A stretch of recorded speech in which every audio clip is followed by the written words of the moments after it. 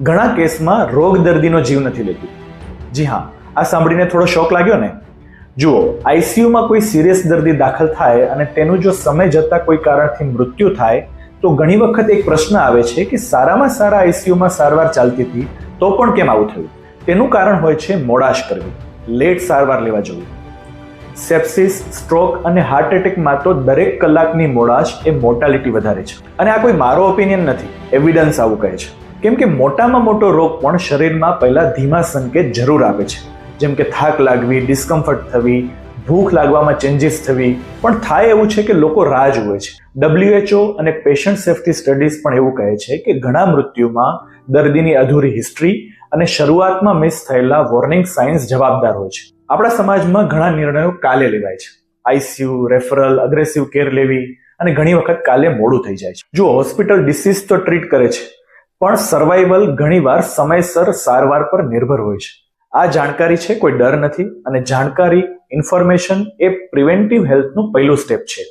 આ રીલને વધુને વધુ શેર કરજો. ધન્યવાદ. ઘણા કેસમાં રોગ દર્દીનો જીવ નથી લેતું. જી હા, આ સાંભળીને થોડો શોક લાગ્યો ને?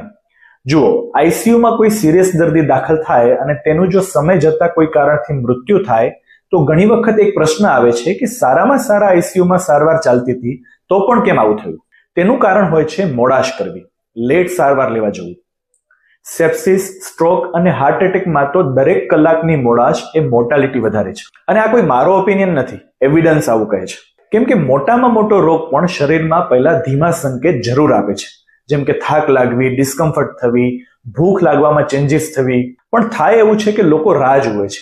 WHO અને પેશન્ટ સેફ્ટી સ્ટડીઝ પણ એવું કહે છે કે ઘણા મૃત્યુમાં દર્દીની અધૂરી હિસ્ટ્રી અને શરૂઆતમાં મિસ થયેલા વોર્નિંગ સાઇન્સ જવાબદાર હોય છે. આપણા સમાજમાં ઘણા નિર્ણયો કાલે લેવાય છે.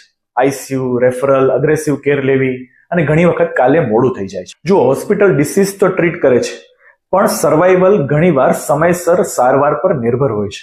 આ જાણકારી છે, કોઈ ડર નથી, અને જાણકારી, ઇન્ફોર્મેશન એ પ્રિવેન્ટિવ હેલ્થનું પહેલું સ્ટેપ છે. આ રીલને વધુને વધુ શેર કરજો. ધન્યવાદ.